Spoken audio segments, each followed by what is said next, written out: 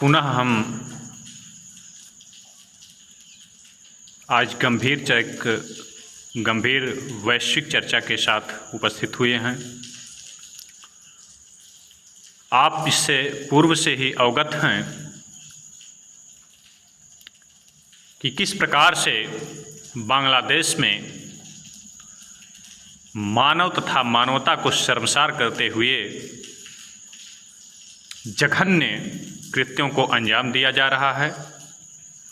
प्रदर्शन की और हड़ताल के नाम पर विभत्स व घृणित कृत्यों को जो बढ़ावा दिया जा रहा है।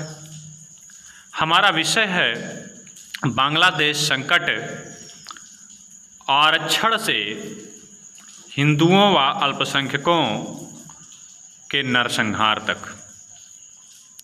आज हम सिलसिलेवार तरीके से बिंदुवार घटनाक्रमों पर नज़र डालेंगे। बांग्लादेश हिंसा पर एक नज़र। शुरुआत इसकी होती है मुक्तिवाहिनी स्वतंत्रता सेनानियों को मिलने वाले आरक्षण के विरोध से।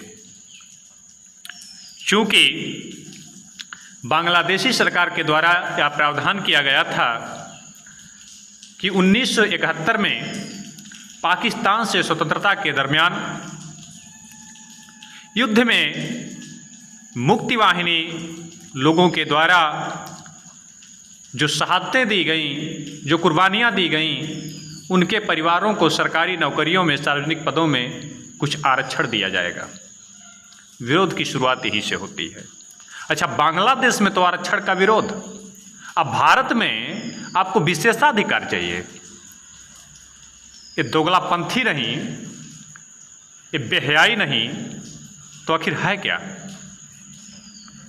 चलिए ठीक है, उसका समाधान भी हुआ। अगर आरक्षण के लिए आप विरोध कर रहे थे तो उसका सुप्रीम कोर्ट के द्वारा समाधान किया गया। चूंकि ये कह रहे थे कि आरक्षण को कम से अधिकतम 10% कर दिया जाए घटा के। सुप्रीम कोर्ट ने इनकी भी मांग से आगे जाते हुए उस आरक्षण की समय सीमा को 7% निर्धारित कर दिया कि 7% से ज़्यादा उनको आरक्षण नहीं दिया जाएगा। आंदोलन समाप्त भी हुआ, किंतु पुनः आंदोलन का जिन्न फिर से शुरू हो जाता है।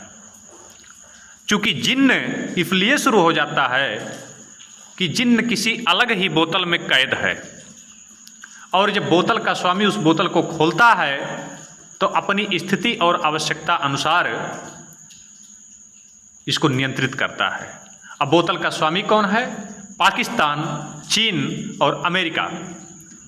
इनकी नग्नता, इनकी बेशर्मियत से अब पूरी वैश्विक व्यवस्था वाकिफ हो चुकी है। पुनः प्रधानमंत्री के त्यागपत्र की मांग के साथ आंदोलन प्रारंभ होता है। विभिन्न हिंसक कृत्यों को जन्म दिया जाता है। हिंसा और तांडव के इस काल में सेना द्वारा प्रधानमंत्री शेख हसीना जी को 45 मिनट का अल्टीमेटम दिया जाता है कि आप इतने समय के अंदर देश छोड़ के चली जाइए, अन्यथा हमारी कोई जिम्मेवारी नहीं होगी। प्रधानमंत्री के द्वारा त्यागपत्र दे भी दिया जाता है और मांग की जाती है कि एक बार हम अपने समर्थकों को, अपने चहेतों को एक बार देश छोड़ने से पहले एक विदाई भाफड़ तो दे दें, हम अपने मन की अंतिम व्यथा तो कह दें। ऐसा कुछ नहीं। जो अभी तक देश का नेतृत्व करने वाली थीं, आज वो देश के सामने अपनी बात तक नहीं रख सकती हैं। ये था उदारवादियों और का छात्र आंदोलन। फिर विरोध शांत होने के बजाय, अब तो प्रधानमंत्री ने त्यागपत्र भी दे दिया, अब तो विरोध शांत हो जाना चाहिए, लेकिन शांत होने के बजाय और उग्र तथा हिंसक होता गया। हिंदुओं व अल्पसंख्यकों को निशाना बनाया गया, उनके धर्म स्थलों, उनके पूजा स्थलों, और साथ ही साथ हद तो इस चीज़ की है कि जैसा कि इस्लाम की फितरत रही है। अभी तक तो मैं अपने आप को एक सेकुलर वाले धड़े में रखता था, लेकिन इस नृशंस कृत्य को देखने के बाद मैं भी कहने में इस चीज़ को नहीं चूकता हूँ कि जैसा कि इस्लाम की परंपरा रही है कि सर्वप्रथम इस्लाम में महिलाओं को ही निशाना बनाया जाता है। इनकी कायरता, इनकी बुज़दिली की ये इंतहा रही है, इतिहास इनका रहा है। यहाँ भी वही किया गया, महिलाओं और बच्चों के साथ ज्यादती की गई, महिलाओं की इज्जतें लूटी गई, महिलाओं के साथ हैवानियत की जा रही है। अरे भाई, प्रधानमंत्री का इस्तीफा आपको चाहिए था तो गई, फिर आप ये क्या कर रहे हैं, फिर आप ये क्या नाटक कर रहे हैं। उसके पश्चात भारत में क्या प्रतिक्रिया इसकी हुई, तो जैसा कि आप जानते हैं कि भारत में कभी भी किसी मुद्दे पर एक राष्ट्रीय सिनेरियो बन नहीं पाया और ना ही संभव। यही भारत के दुर्दशा, यही भारत के पतन का कारण भी है।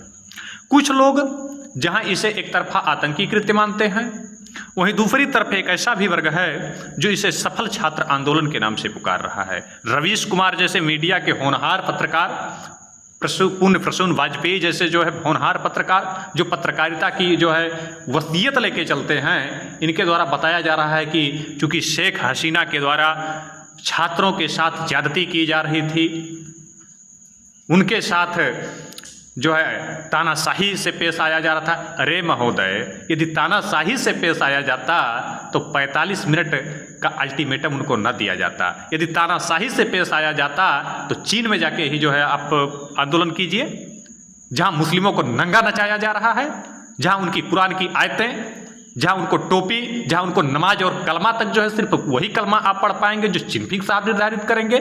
जाइए आप उत्तर कोरिया में जो है आंदोलन कीजिए, तानाशाही उसको कहते हैं। तानाशाही की आप परिभाषा दे रहे हैं। फिर अंततोगत्वा शेख हसीना द्वारा भारत में प्रवेश की मांग की जाती है। 45 मिनट के अल्टीमेटम के द्वारा तुरंत फोन किया जाता है भारत में और यहाँ पे प्रवेश की मांग की जाती है। भारत के माननीय विदेश मंत्री का जो वक्तव्य आया है, उन्होंने कहा कि उस मांग को हमने तुरंत स्वीकार किया।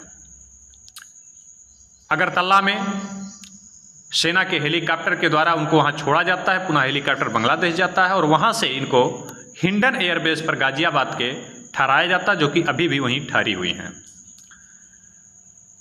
सूचना और इनपुट मिलती है कि इनके द्वारा ब्रिटेन से शरण की मांग की जाती है, किंतु ब्रिटेन का कहना होता है कि भैया जहां आप पहले उतरे हैं, जहां आप प्रवेश किए हैं वहीं शरण मांगिए, हमसे शरण की उम्मीद मत कीजिए। कारण क्या है ब्रिटेन में शरण की मांग की, तो चूंकि ब्रिटेन में इनके सुपुत्र पहले से ही रह रहे हैं और भारत के दिल्ली में WHO के एक जो है पदाधिकारी के पद पर इनकी जो पुत्री हैं हसीना जी की, वो भी नियुक्त हैं और दिल्ली में इस समय वास कर रही हैं। तो ब्रिटेन जाने का मूल कारण यही था। लेकिन पश्चिमी देशों की भी ये एक प्रकार से दोगलीपंथी ही रही है कि आतंकवादियों को फरड़ देने के लिए उनके पास नियम हैं। निज्जर, पन्नू और तमाम खालिस्तानी आतंकियों को ब्रिटेन में भी बढ़ावा देने के लिए उनका नियम उनको जो है रोक नहीं लगाता है, वो विरोध नहीं करता है। चूंकि यही हसीना 2018 में क्वीन एलिजाबेथ के निमंत्रण पर शाही दरबार में उनकी आगवानी की जाती है, पलक पावड़े बिछाए जाते हैं। इसी को कहते हैं समय का चक्र। और आज उन्हीं हसीना के लिए ब्रिटेन और पश्चिमी देशों में जो स्वतंत्रता की एक प्रकार से मिसाल पेश करते हैं, उसके ठेकेदार अपने आप को बताते हैं एक गज जमीन नहीं है। चलिए, अब भारत में क्या राय है इस पर, तो भारतीयों की इस पर मूलतः दो राय है। कुछ भारतीयों का कहना है कि यदि हसीना को फरड़ दिया जाएगा तो इसके जो है गंभीर दुष्परिणाम भारत को भुगतने पड़ेंगे। पाकिस्तान भी इस मामले में अपनी चेतावनी और गीदड़ भभकियां दे चुका है कि हसीना को रोकने का गंभीर दुष्परिणाम भारत को भुगतना पड़ेगा।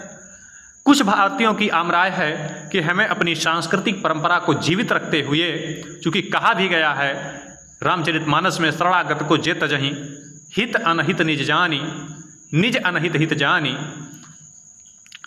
ते नर पावर पाप में तिन्हि विलोकति हानि। यानी ऐसे नर का जो कि शरण में आए हुए व्यक्ति को अपने अनहित और हित के आधार पर परित्याग करता है, सौदेबाजी के आधार पर परित्याग करता है, वैसे नर का मुख देखना भी पापमय है।